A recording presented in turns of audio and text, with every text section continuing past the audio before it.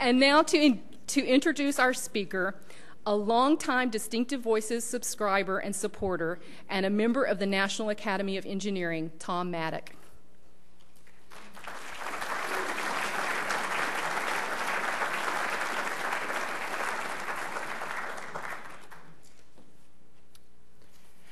Good evening and welcome to this beautiful Beckman Center. And we're very thankful to Dr. Arnold Beckman for making a gift of this beautiful facility to the National Academy of Engineering, National Academy of Sciences. And Dr. Beckman, of course, was one of the rare individuals who was a member of both of the organizations. And he made a lot of innovative scientific and engineering discoveries. And they literally impacted the lives of millions of people, made life better for millions of people. And you can find out a little about some of his accomplishments when you go out of the auditorium. To the hall to the left is some exhibits on Dr. Beckman's accomplishment. Please take a look at it. Well, tonight our speaker is Dr. Chuck Vest, Charles Vest, but he likes to be called Chuck. And Dr. Vest is the president of the National Academy of Engineering, and he's the president emeritus of the Massachusetts Institute of Technology. And he will be speaking tonight on the subject of U.S. competitiveness and innovation in the 21st century, why an eternal optimist is worried. Now, Dr. Vest is a distinguished mechanical engineer. He did his undergraduate work at the University of West Virginia, and he has a PhD in mechanical engineering from the University of Michigan. And after he graduated from Michigan, he joined the faculty, teaching mechanical engineering, thermodynamics, heat transfer, fluid mechanics, all the things that mechanical engineers do. He eventually rose to become the Dean of Engineering at the University of Michigan, and later the Provost and University Vice President. In 1990, he became the President of the Massachusetts Institute of Technology, where he served until 2004.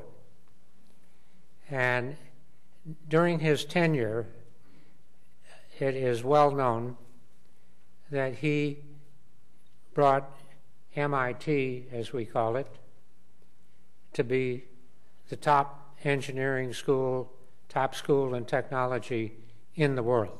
And that's not an understatement. And it was through his leadership that MIT, I think even today, without Chuck, is still the top engineering school in the world. Right, Chuck? Now, Chuck holds, honorary doctoral degrees from 14 universities, and he was also awarded the 2006 National Medal of Technology by President Bush. He, as the president of the National Academy of Engineering, he's the nation's advocate and spokesman for engineering and technology. He has a very interesting talk, and you'll find it very stimulating. Please welcome Dr. Chuck Vest.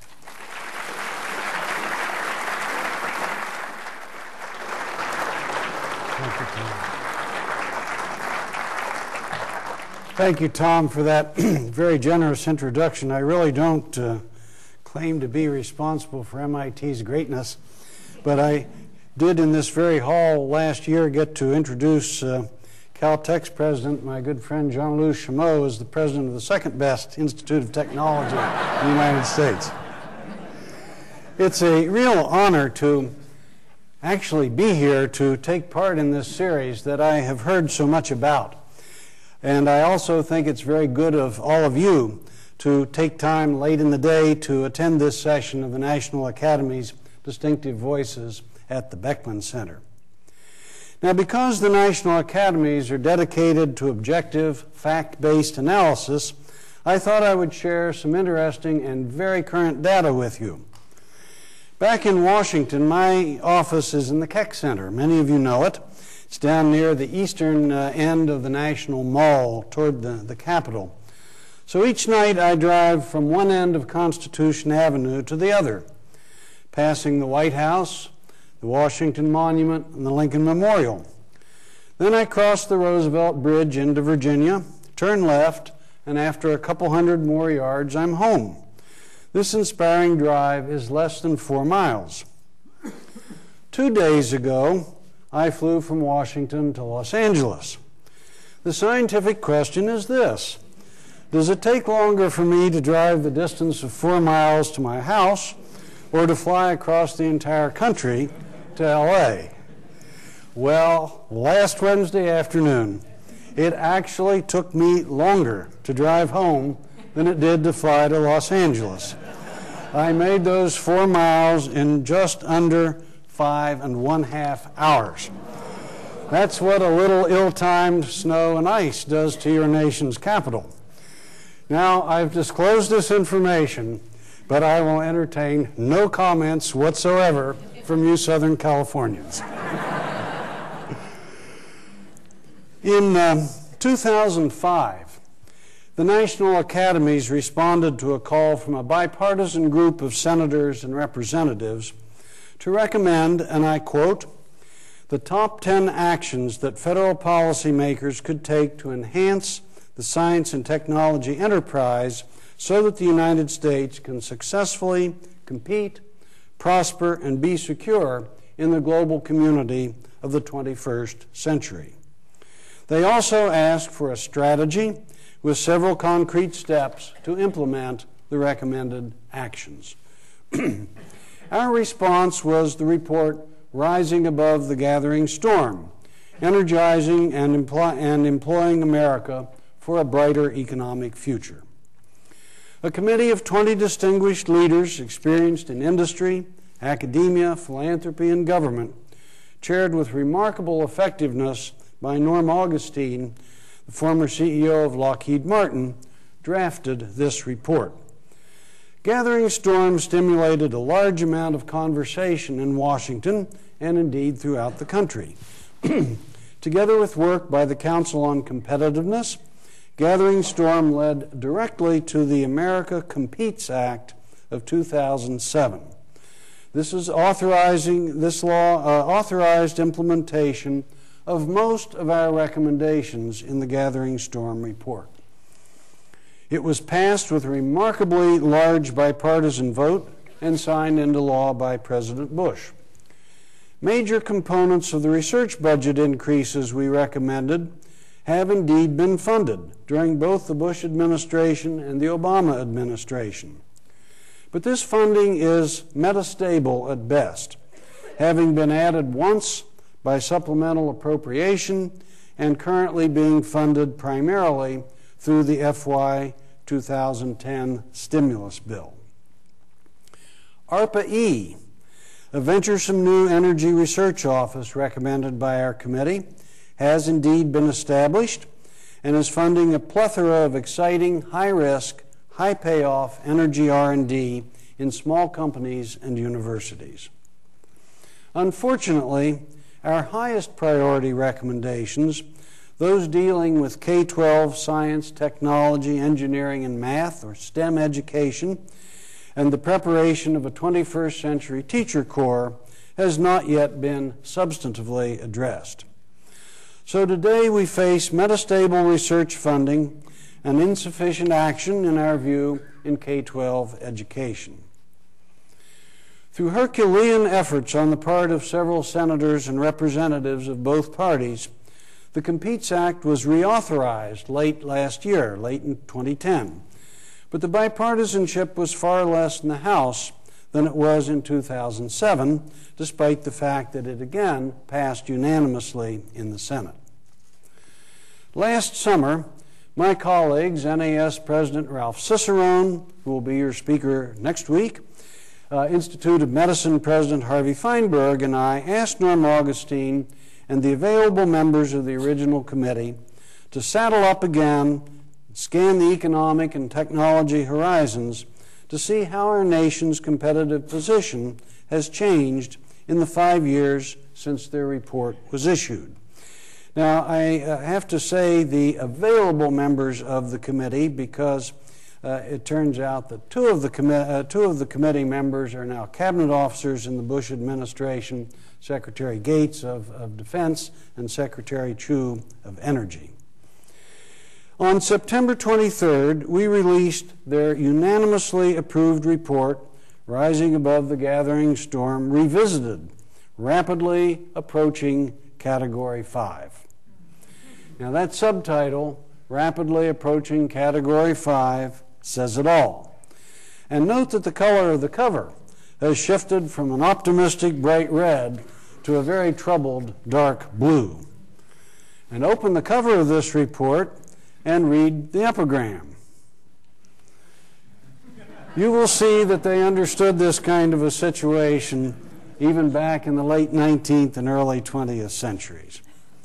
If we have to visit this subject again in 5 more years, the cover is going to look like this. So I hope we don't.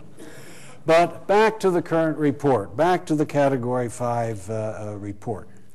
The committee's overall conclusion, unfortunately, is that in spite of the efforts of both those in government and the private sector, the outlook for America to compete for quality jobs has further deteriorated over the past 5 years.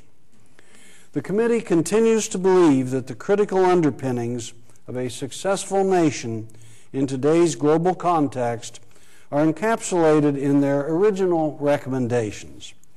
These recommendations were grouped into 4 major segments. First, increase America's talent pool by vastly improving K-12 science and mathematics education. Second, sustain and strengthen the nation's traditional commitment to long-term basic research.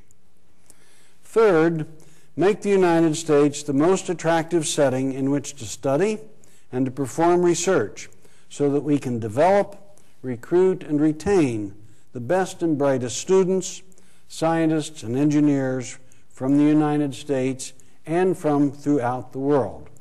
And fourth, ensure that the United States is the premier place in the world to innovate, invest in downstream activities such as manufacturing and marketing, and to create high-paying jobs based on innovation. And obviously, under each of these were a set of very specific recommended programs and steps. Now, why did the committee conclude that our situation has deteriorated further? I can only scratch the surface here tonight, but let's start with the fact that we in the U.S. have always considered ourselves to be number one. This has been our mantra. But here is just a little dose of reality about where we really rank today. The world and our place in it are changing, and they're changing profoundly. Actually, we have rankings that look like this: 6, 11, 16, and so forth, down to 48. Now, what are these? We are number 6, according to the World Economic Forum, in global innovation-based competitiveness, but number 40 in the rate of change in that metric over the last decade. We are number 11 among the OECD countries in the fraction of 25 to 34-year-olds who have graduated from high school, number 11. We are number 16 in college completion rates, number 22 in broadband internet access, number 24, a truly shameful one, in life expectancy at birth, number 27, and this will be much about which I will talk this evening, number 27 among developed nations in the proportion of our college graduates who receive degrees in science or engineering. And number 48, and again this is somewhat subjective, but number 48 in quality of K-12 math and science education. This is not a pretty picture, and it can't simply be wished away. As Bill Gates has said, When I compare our high schools to what I see when I'm traveling about the world, I'm terrified for our workforce of tomorrow. Successful Californian entrepreneur Larry Bach says, I find myself hiring talent for my companies abroad, not because I want to, but because I can't find the qualified engineers and scientists in America. Former DuPont CEO Chad Holliday said recently, other nations have taken this recession as an opportunity not to talk about it, not to debate it, but to actually take steps. We must do exactly the same thing. And to drive the point home further, I quote China's Premier Wen Jiabao. The history of modernization is in essence a history of scientific and technological progress.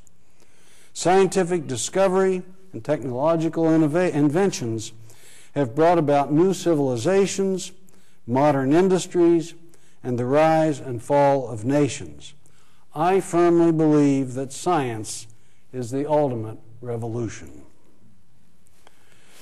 So, fact-based pessimism is in the air. And as my title implies, I am not naturally a pessimistic person, but it's out there. A national nightmare could be unfolding, but it does not have to happen. It is the 11th hour, but this nightmare need not materialize. Indeed, I actually don't believe it will materialize. But that will be the case only if we get started now on a strategic agenda and stick to it for the long haul. When I have been engaged in discussions about rapidly approaching Category 5, or about the original rising above the gathering storm for that matter, or in any discussion about engineering, science, and our future, three questions almost always arise, and they are perfectly rational questions. Number one, why should we invest in research? Because our discoveries and inventions will simply be snapped up and commercialized in other countries. Number two, surely we don't need more engineers or scientists. Those in other parts of the world will do their work at a small fraction of the salary or wage they would expect here. And number three, how can you seriously request more federal expenditure for research and education in this time of financial hardship and growing deficits? These indeed are vexing issues, because one could find a lot of data that support, or at least seem to support, the positions behind these questions. The pool of talented and well-educated and well-trained workers in other countries, especially in Asia, is in fact growing at a dramatic rate. To take one important example, let's note the number of engineers graduating in the United States. It has slowly stagnated over 30 years, and now Japan and South Korea graduate considerably more engineers than we do in the United States. And by the way, I thought you might possibly be interested in the trend in China. But let me be fair. China has about 1.3 billion people, and they are rapidly industrializing. Of course, they need far more engineers than we do in the United States. So let's be a little bit analytical and normalize this and ask a more reasonable question. What fraction of our university graduates major in natural science or engineering? Here's the answer. You have to look at this a little bit, but you will see that the fraction of graduates in natural sciences is, roughly speaking, the same across the three major sectors of the world: Asia, Europe, and the United States. But we do have a problem. We especially have an engineering problem. As you can see, this fraction is 21% across Asia. It may actually be a little bit higher than that. It's about 12.5% across Europe, and it's 4.5% here in the United States. And we are facing a huge wave of retirements in our industry among the engineers. And of course, the salaries and wages for both professionals and skilled workers in China or India or Vietnam is much lower than the U.S. We cannot control that. It's a direct result of rapid economic growth, supply and demand, market forces, stage of development, and also of history, politics, and culture. These are daunting challenges for us and for the generation of Americans to follow. But inevitable, I really can't find my way to see an inevitable, devastating result here. Cause for profound worry? Absolutely yes. But I don't accept inevitability. Other countries cannot impose inevitability on us. It can only spring from a loss of will or lack of logical response here within our own country. We all look back with great amusement at the prediction that's at least attributed to the patent commissioner Charles H. Duell in 1899, who supposedly said everything that can be invented has been invented. Well, hopefully, our grandchildren will look back someday and chuckle, as you just did, about those who at the turn of this century said something like this: everything that can be invented in the U.S. and create domestic jobs has been. It's over. I hope we will look back and chuckle at that. Perhaps we should pause and look back just 25 years or so and recall that in the 1980s, many serious people were quite certain that Japan would dominate the world economy in a manner such that America would be crushed. That, too, did not happen. Part of the reason it did not happen, I think, holds an important lesson for us today. Japan had some major advantages. Its post-war generation worked incredibly hard and in a very disciplined manner. It had the advantage of building greenfield factories. And yes, indeed, it had, compared to us, relatively low labor costs. Its markets were either closed to us or difficult for American companies to penetrate. Japan developed excellent engineering talent with a drive to excel, a deep attention to detail, and a respect for manufacturing, something that was largely missing in this country. They set and accomplished bold goals for precision, performance, miniaturization of consumer products that we could barely dream of. There was a deep paranoia that the U.S. basically formed a singular vision, and it was this: Japanese students and visitors to the U.S. would take advantage of our open society by learning our technology and copying our innovations. They would then commercialize them and beat us economically, steal our technological crown jewels, and run over us with them in the marketplace. And these were really fierce political debates, I can assure you, because I know how Congress viewed my university at the time, MIT. But what really happened?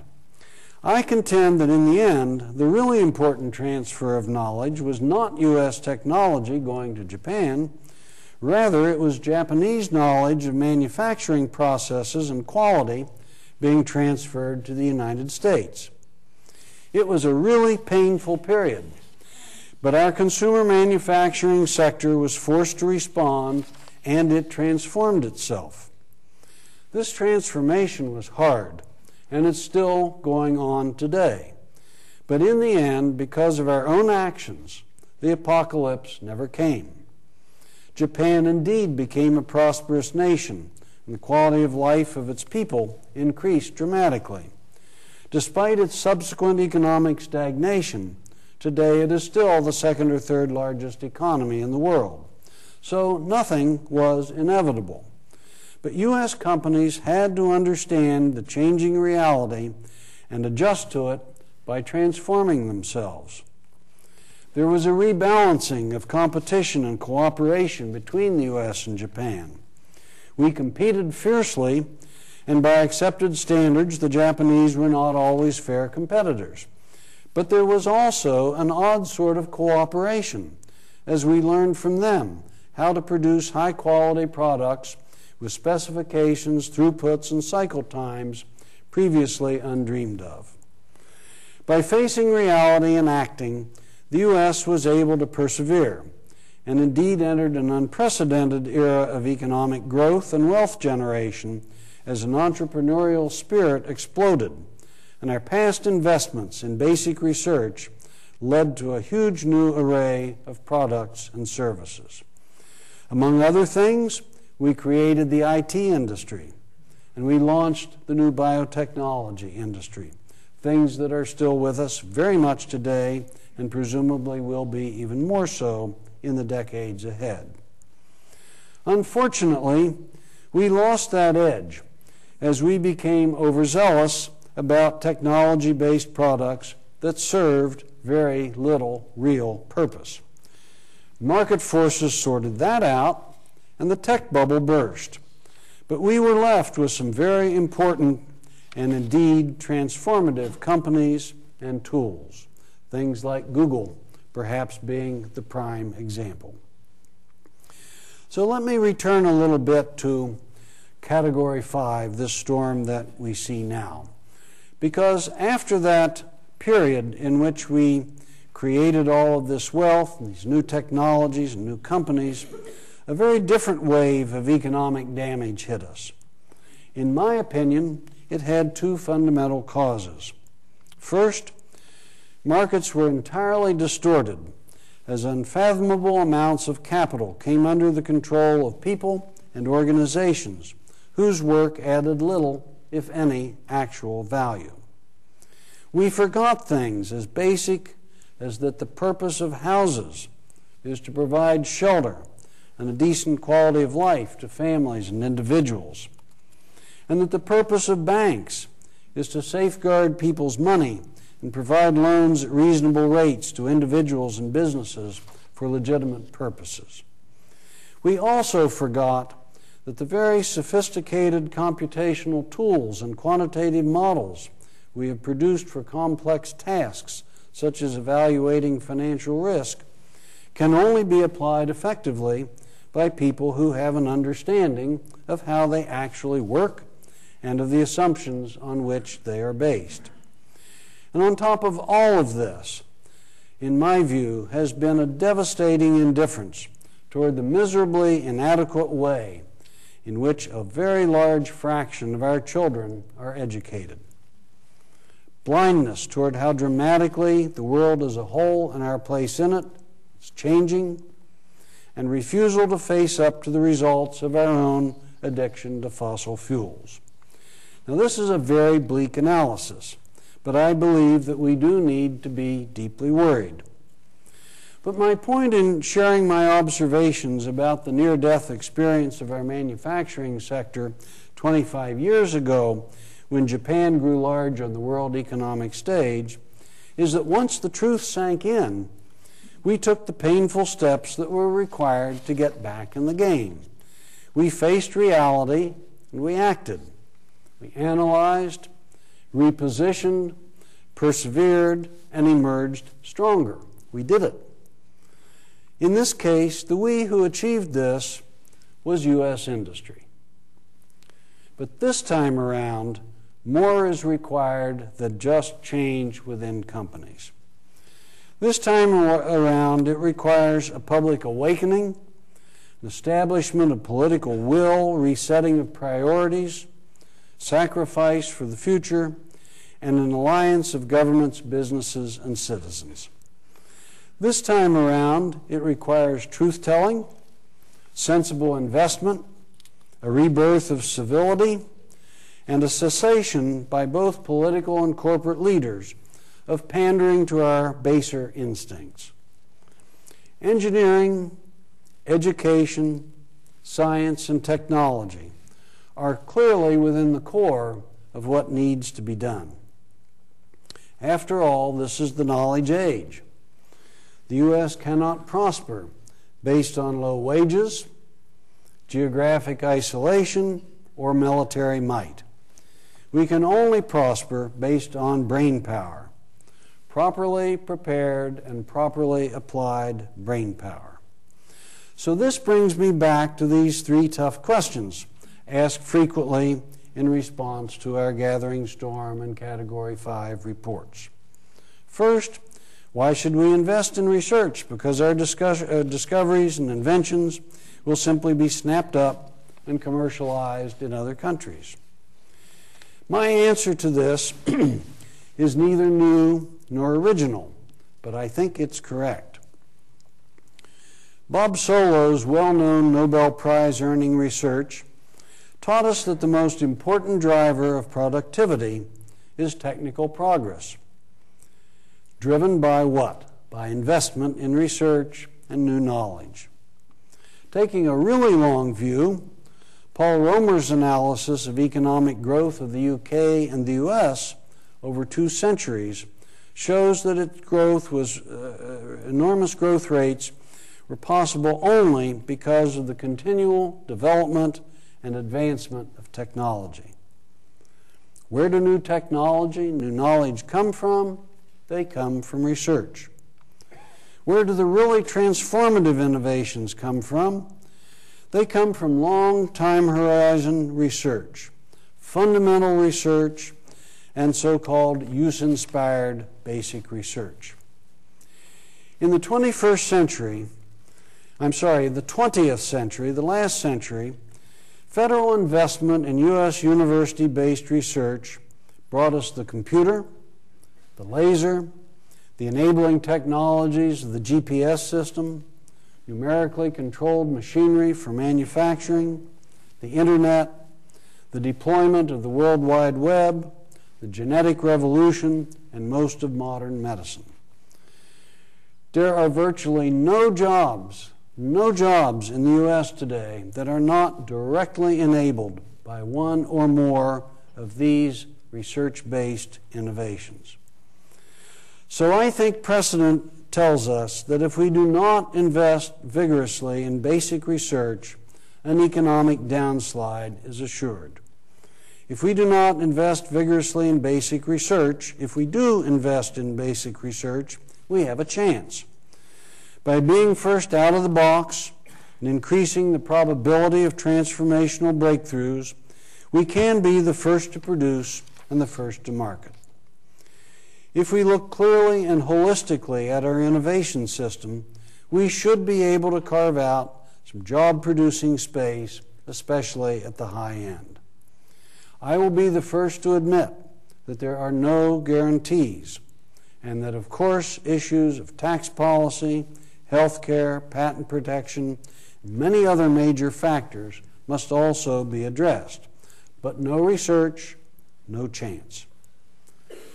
The second question, surely we don't need more engineers or scientists. Those in other parts of the world will do their work at a fraction of the salary or wage they would earn here.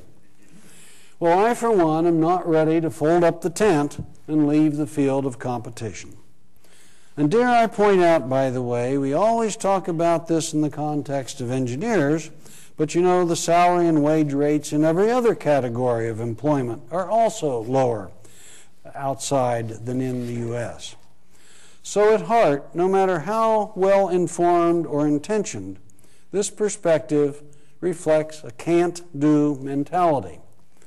A few months ago, it was reported that new manufacturing jobs were beginning to emerge in the U.S., but workers with appropriate technical and quantitative skills were not available to fill them.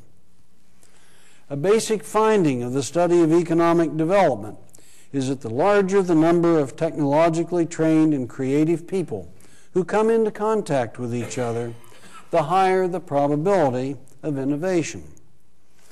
Floyd Kwame, who is a major VC player in the development of Silicon Valley, in fact defines venture capital as the search for good engineers. As I noted earlier, across Asia today, 21% of the graduates are engineers. Across Europe, 12.5% of university graduates are engineers. In the United States, the number is 4.5%. So why hasn't the U.S. already been steamrollered? The answer is clear. You all know it. We have addressed this engineering gap by attracting remarkable talent from around the world to study in the U.S. and have been fortunate that many have stayed and become leaders in industry, academia, and entrepreneurship. Large numbers of such individuals still aspire to stay and contribute to the U.S., but our visa policies and our export control policies increasingly make their path difficult. We have to fix this post-haste. Furthermore, this gravy train is slowing down. Larger numbers of engineers and entrepreneurs are returning to China, to India, and elsewhere. Vivek Wadhwa's surveys indicate that their primary reason for returning are that they think their professional careers or the companies they wish to found can simply be built much faster back in Asia or South Asia. I recently had dinner with a colleague who is in age in his early 50s, who told me when he graduated from the IIT Madras, he had 250 classmates. 200 of them came to the United States. Most of them are still here. Last year, 16% of the graduating class came. The world is changing. Despite the horrendous global headwinds that are rapidly approaching Category 5, there is still value in locating companies and manufacturing facilities where the smart and innovative engineers are. I believe that we need more U.S. engineers to create and lead these companies, products, services, and processes of the future. The third question: how can you possibly request further federal expenditure for research and education in this time of financial hardship and burgeoning deficits? Our colleague and peerless leader, Norm Augustine, answers this question based on his experience as an aeronautical engineer and a business executive. He simply says, when it becomes necessary to reduce the weight of an airplane, you don't do it by throwing off the engine. So, why do we laugh at that? I think we laugh because we immediately and somewhat nervously recognize that this is actually true, that it's an accurate analogy.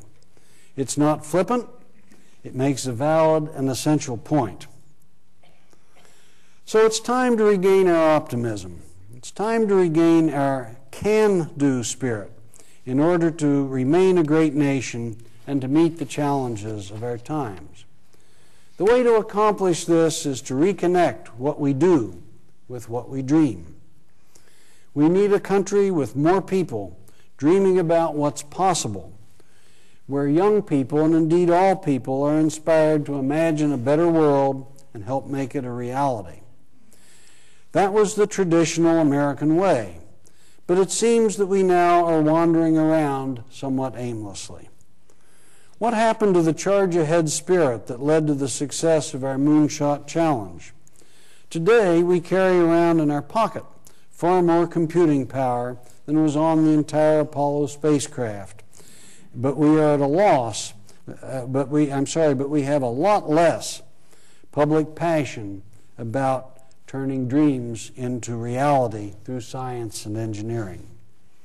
Now, I don't mean mindless TV reality, I mean real reality, forging improvements in real people's lives through real products and real services that bring real value. In the last century, big thinking engineers brought us automobiles, airplanes, electrification, clean water, computers, refrigeration, radio, television, medical imaging, lasers, the internet, and the World Wide Web. They transformed our world. Those engineers were mostly young, and they were empowered by education, and they were funded by government, industry, and later on venture capital to create new technologies, hire people to produce them, and move them into the marketplace. That was the heart of the real economy, the one that we sort of forgot about for a decade or so. Yes, some of those technologies left a legacy of problems we now must deal with, things like cybercrime, specter of nuclear war, and the results of our national addiction to fossil fuels. But if we can inspire, educate, and support them, a new generation of scientists and engineers can be at the heart of solving these problems and of making dreams of a better world become the new reality. The National Academy of Engineering has enumerated 14 grand challenges. They address things like energy, water, climate, and sustainability, improving the delivery of health care, increasing security against both natural and human threats, and expanding human capability and joy. Some of these challenges must be met to sustain human life on Earth, and all of them, if met, would improve the quality of that life. Working to address these grand challenges should be made as appealing to young people as excelling in sports or acting. The United States used to be full of people who believed in endless possibility, but pessimism is now holding too many back. As my favorite philosopher, Pogo Possum, famously said, "We are surrounded by insurmountable opportunities." And as both Tom Friedman and George Will have done in recent columns, I would like to challenge our Congress to build a bipartisan commitment to fund the America Competes Act to help propel us back into the 21st century innovation by training and rewarding competent and inspiring teachers, attracting once again the best and brightest minds from America and from around the world to study science, engineering, and mathematics, and supporting the fundamental research that is needed in the long run to power our economy and create real value. And I'd like to challenge all of us to stop shortchanging our children by failing to provide them with a world-class education that both inspires them to dream big dreams and empowers them to make those dreams real. I actually am optimistic. Puzzles, problems, questions, challenges, that's what inspires young people. Want to see a kid crave science? Give her a cause. Let her know that she can use it to change the world. We don't do that enough. There are still eureka moments ahead of us, but we need to draw young people in and excite and prepare them. Redefining who we see as heroes, perhaps with the help of the entertainment industry, is part of the answer. The American people need to watch, read, support, and demand what is important as well as what is entertaining. Artists can help open our minds, and athletes can show us the power of focused excellence. But then we'll need scientists and engineers to turn visions into reality. It's time to change the national conversation and the national agenda because dreams need doing. Nightmares don't need doing. So nightmare or dream, I really do believe that it's our choice to make. And at the end of the day, I still am an optimist because I believe that once again, we can prove that Winston Churchill was right when he said, "You can always count on the Americans to do the right thing," after they've exhausted all the other possibilities. Thank you very much.